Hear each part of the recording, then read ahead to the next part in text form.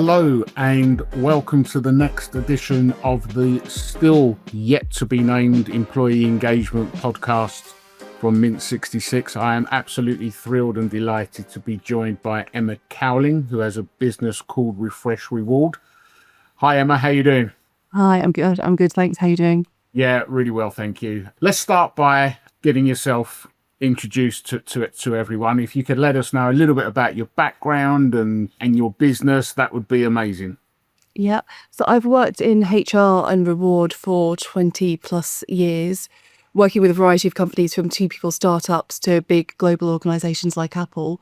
And I've really kind of seen, as I've kind of been working through the businesses, really seen the impact that benefits can have on employees. So I started my own consultancy, Refresh Reward, probably just over a year ago now, to kind of work with a wider variety of businesses and help them bring all the tools that I'd kind of learned through my time with all the larger organizations and bring those to small and medium-sized businesses and really help them use benefits as a tool to engage employees. And I think that's where we kind of had some interesting conversations about how benefits and engagement work really nicely together, and benefits can be a real tool to kind of help drive engagement.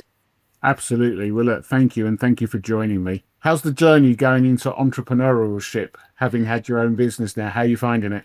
Yeah, it's been an interesting journey. I think when I first started, I very naively thought, I've done benefits for so long, everything's going to be fine. And it's been interesting learning the actual business side of business, which I completely misunderstood, misinterpreted. And it's been quite a learning journey. But I think, a year and a half in, I'm hopefully understand a bit more what I'm doing now, and understand the wonders of LinkedIn posting and communicating about what I actually do rather than, I don't know if I would call it the wonders of LinkedIn posting, because I don't know about you, I cannot work out for love nor money what's meant to work and what's not meant to work. And some posts you get more engagement than the others and you don't actually understand why. Right. So I think I've just come to the conclusion I'm going to post what I feel is right and hope for the best that it adds value to those that are looking at it.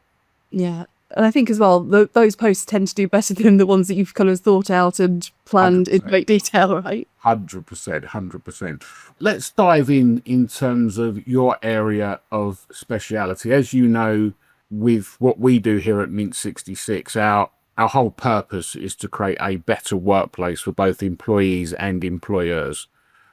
We strongly believe in the concept that a better engaged workforce creates a better culture, better productivity, better well-being and happiness, and hopefully better profitability, and everyone wins. From your viewpoint, with the very specific area that you specialize in from an employee perspective, where do you see the value to employee engagement with the work that you do? I'd love to hear about the intricacies of how it can make a difference.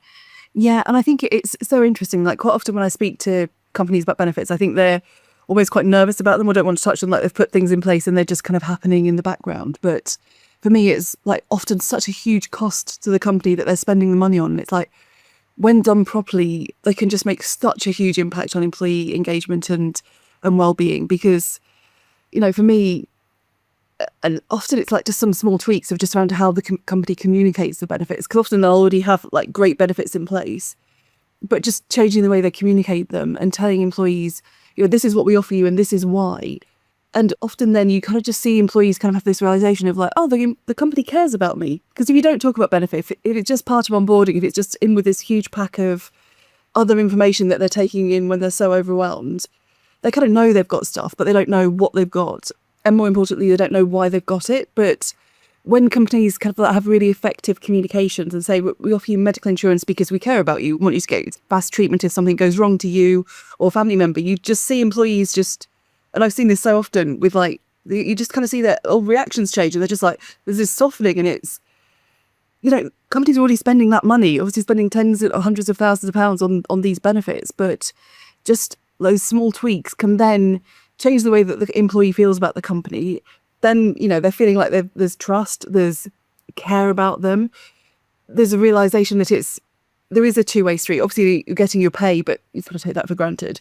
So there are these additional layers of things that the company is giving the employee that then starts to build that engagement. And also from a well-being point of view, kind of builds the well-being, which then builds the engagement, which then builds productivity. So it's, it's so many tools that can be used just from simple communications around the benefits. I love that, because we focus on engagement, you focus on benefits, but everything, no matter where we're trying to impact the workplace, be it employee, employer, everything starts with communication. And it's like, as you're talking, it's that light bulb moment, I think, for businesses where you could be doing some really good things, but are you doing it with intent, or are you doing it by accident? And the more you communicate, the more people understand what actions you're doing. And if they're beneficial, they're going to appreciate it more if you speak about it. So that communication piece is critical, I think, at the moment, because people want to understand and they want to hear. They don't just want to turn up to work, do their job, go home, and the company doesn't engage with them. The more open the company are, the more they celebrate what they do for the benefit of the employee and let the employees know about it. To your point, I think it absolutely helps with engagement, and it's baffling that the internal comms piece of a business sometimes leaves a lot to be desired when it's such an easy fix. Yeah. And I think as well, I see so often that there's almost this assumption that, okay, we've got it on an intranet site or we've got it in a benefits portal, so employees will go and hunt out when they want it. But I think it's having that almost continuous communication throughout the year, not just as part of a benefits window or not just as part of onboarding, to keep telling employees, this is what we offer, this is why we offer it. So it's at the forefront of people's minds, because you've got things like employee assistance programs that help employees when they're kind of struggling or going through a difficult time. And that you need to talk about that all the time. So it's at the forefront of the employee's mind, but also the line manager's mind, that if they see an employee struggling, they know straight away, oh, we've got this in place, we can use this. Because these tools, if you don't know about them, or if you're not using them regularly, you kind of just forget to use them. I mean, as an employee, when I was an employee benefits manager in-house, well, I'd still forget to use them myself unless I kind of regularly reminded myself. So it's so easy to kind of let it slip. And I think, especially because there's so many other fires in HR at the moment, that benefits are almost not necessarily the top priority for what to do, unless there's a huge increase in premiums or severe issues with mental health.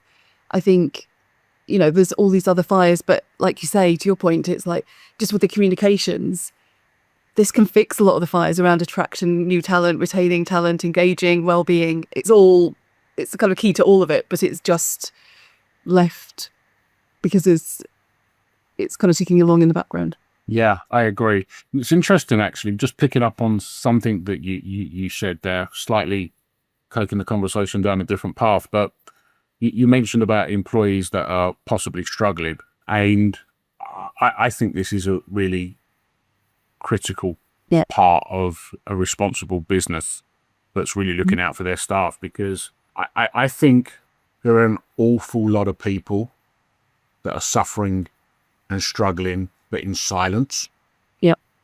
Because they feel that whatever they're going through is so personal to them, and it really is so personal to them because so many people are struggling with so many similar things.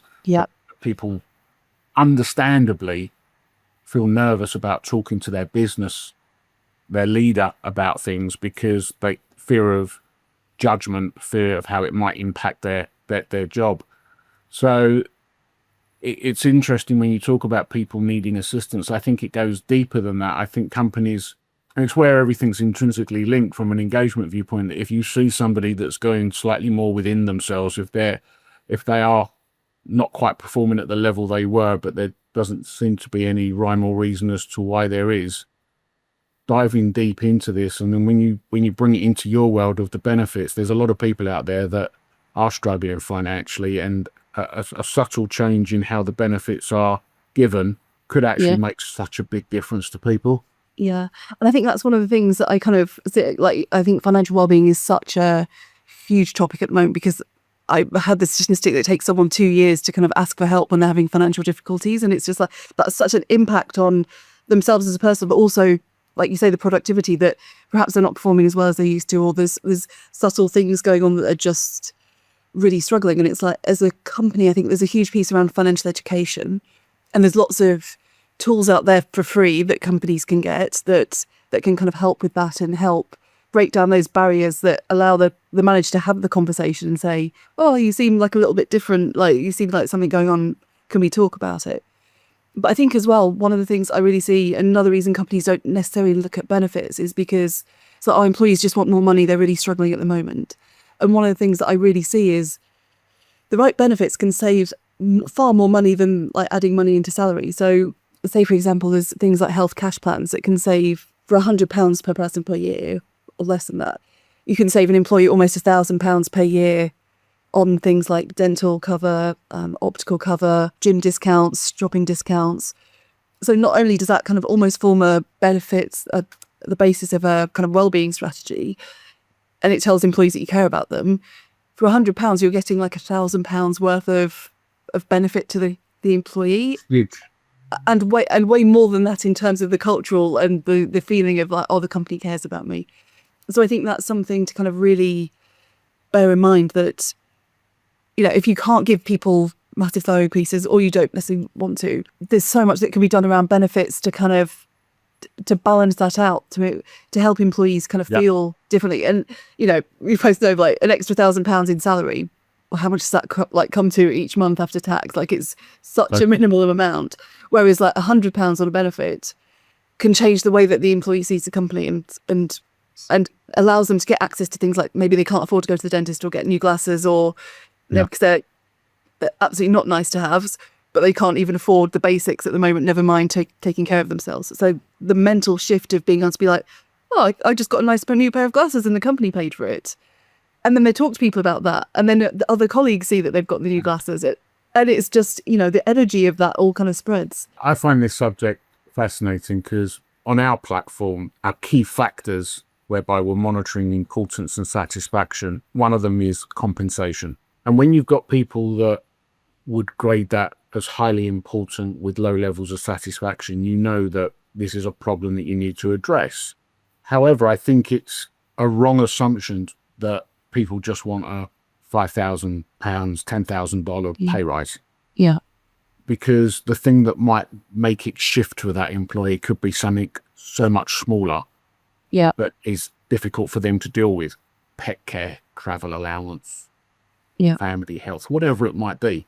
Yeah. So that then falls back to what we were discussing earlier around communication. Because if we understand the thing that's going to matter most to people, then you have an opportunity as a business to explore how you can achieve something beneficial to the employee without necessarily having to hike up every one of your salary bands. Yeah.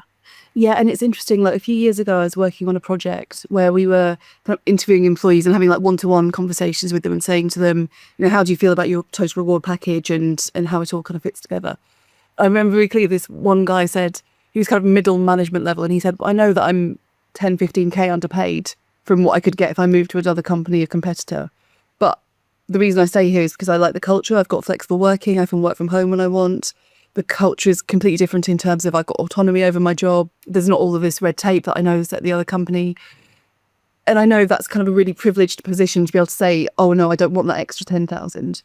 But sometimes when you break it down, you can say, okay, well, you get to save, you're not getting that paid that extra 10,000, but once it's after tax and childcare for additional days in the office and commuting costs, and that can soon completely, even just on the practicalities and pound for pound, become non-existent if you're supposed to be office 5 days a week and all of those additional costs.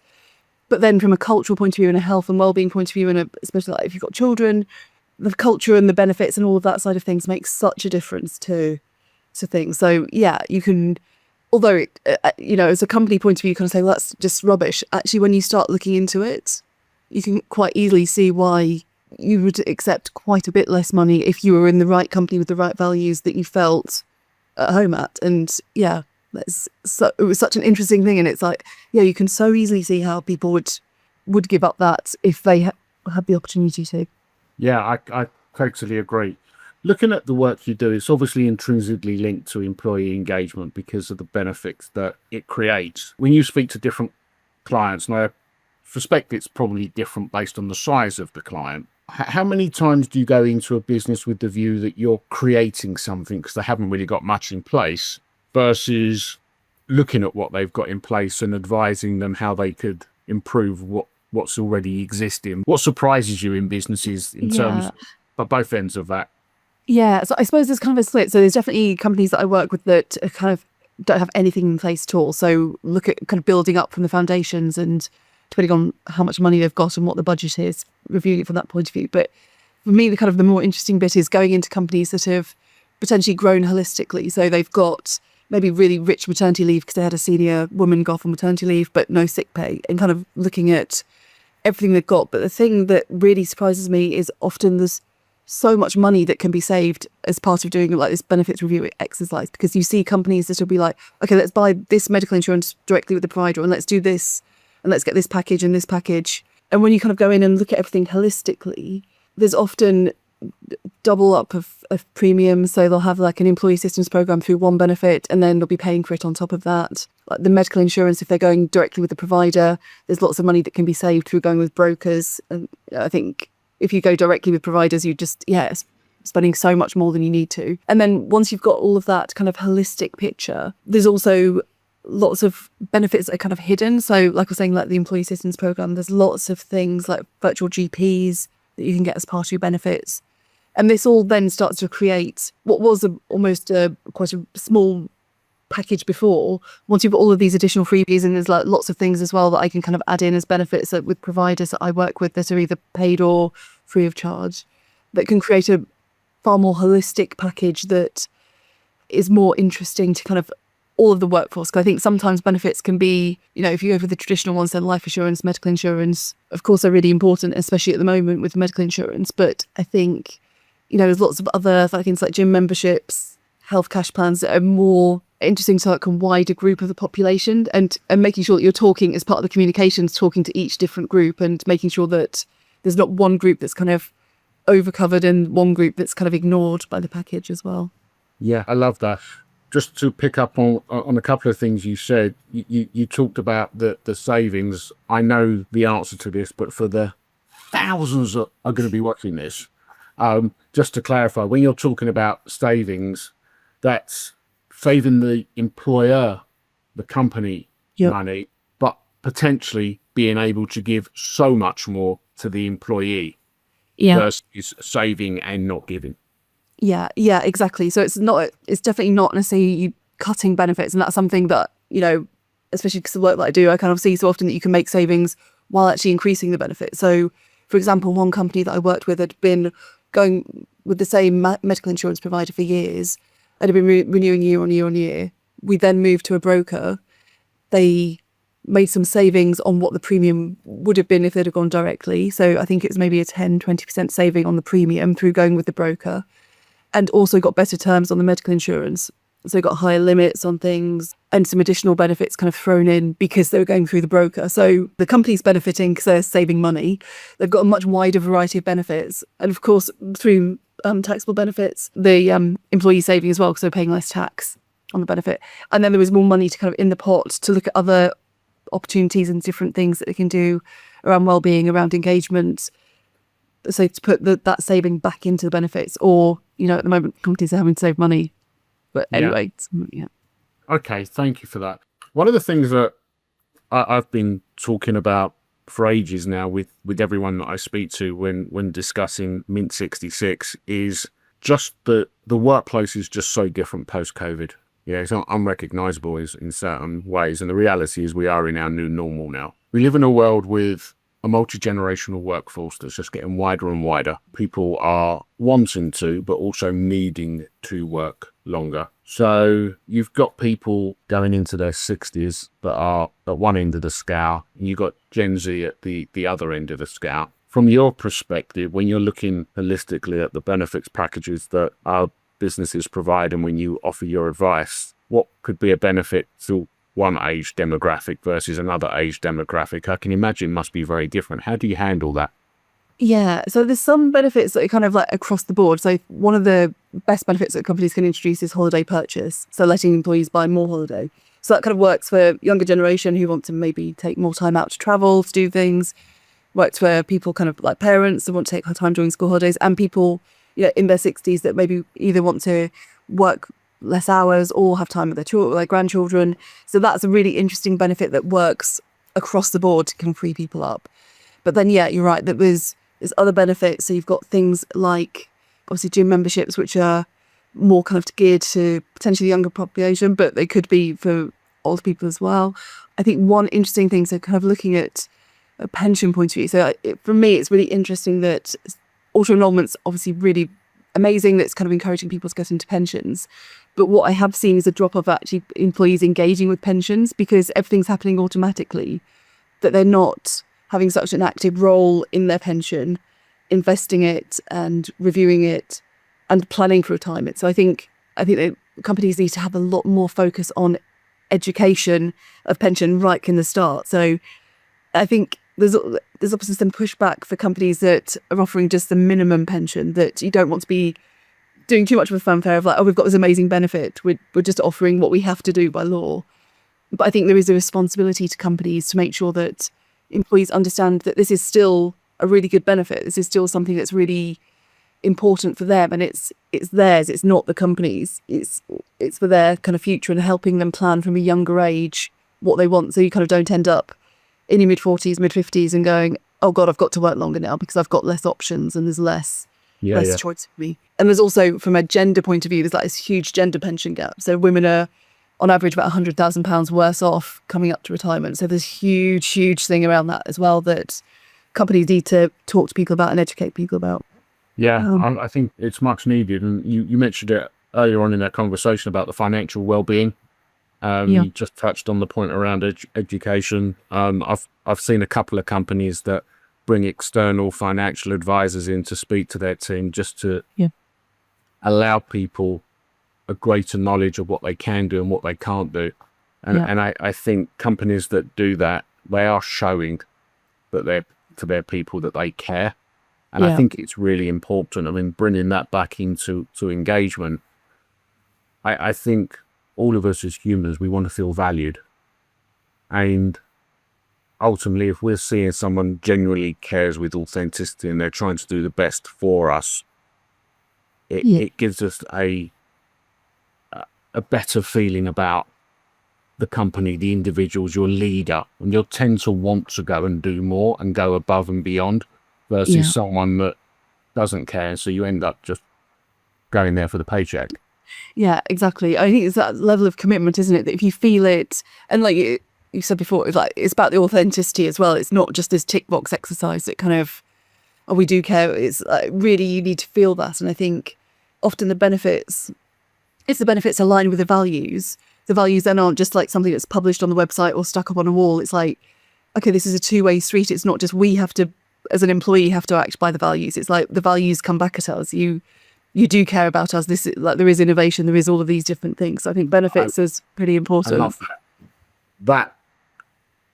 There'll be many, but that will definitely be one of the short clips I'll be editing from this, because the benefits and the culture piece are so intrinsically linked. I think that's so valuable. Outside of your world of benefits, because you work so closely within the realm of HR, because it's intrinsically linked. What other top tips have you got with regards to employee engagement and allowing companies to understand how much value they would get when their staff generally are fully engaged in what they're doing? I think it kind of goes back again to the authenticity and the two-way conversations. And I think that's why Minute are so important in terms of allowing employees to have that way to discuss what's important to them and open up the conversations. And I know like you've got like the amazing tools where people can give feedback on specific points that can be given back in. So I think everything within HR, it's quite easy to kind of think, oh, this is what employees think. Like we're saying about the salaries, employees just want more money, employees just want this, and you can quite easily ignore what employees actually want and what's important to them, and that's why your tools are so important as well, because you kind of get the overall top level of like, yep, they do want more money, but what's the detail under that? What is it actually they want more money, or are there things that are more important than the money side of things? So I think it's having those two-way conversations. I think for me, the most interesting is like actually having the tools and having one-to-one conversations as well, just to kind of speak to a group and say, never assume that this is what employees want. And I think, again, that kind of goes back to the values and goes back to trust of, if employees can see that you're having the conversations and then there's action taken as part of that, that then builds far more 100%. trust, which builds innovation, which, it just can't be underestimated how much impact that has, can it? I couldn't agree more. People want to feel heard Yeah. because it makes them feel valued, and then they want to see action. Yeah. And I think, I don't know if you agree, if companies get feedback that people want X, Y, Z, but they can't do it, it's just not possible for them to be able to do it, I think many people will accept that if there's communication around it. Yeah. Yeah. And I think opening up that line of communication as well, to be like, you want an extra 2% in your pension, but that means we can't give you salary increases. And treat people like adults, have the conversation like you're talking to adults, because you are talking to adults. Like, and then 100%. people can see and they can understand, this is where we are. We have to have difficult choices. And then you feel part of the organisation. You feel part of the decision-making process. You might not be part of the decision-making, but you feel like you've got an in on that, rather than just, this is happening to you. You're not getting the things you want. So definitely having those two-way conversations and really, as honest, obviously there's things that businesses can't share, but yeah, I think be very clear about, okay, we've looked into this, we've taken this advice, this is a situation. Like you just see the employees' reactions just changes completely once they feel part of that, because then they feel part of the company, so they're engaged with it. Like it's so simple, isn't it? And ultimately, if companies listen, they act, they communicate, they're going to have a more engaged workforce, and that more engaged workforce is going to do better work. It's going to offer better customer service. It's going to be more productive, and everyone wins. Yeah, exactly. It's simple as that. Well, that seems like a really good point to end the podcast. I'm so grateful that you were willing to come on and chat with me. I think we are absolutely aligned in terms of our desires to benefit businesses, and I would highly recommend anyone watching this to reach out to you if they are looking at their benefits, because I think you'd add so much value. Really appreciate your time. Thank you. Thank you for joining me. No, thank you for inviting me. It's been really great to have a geek out about the engagement benefits.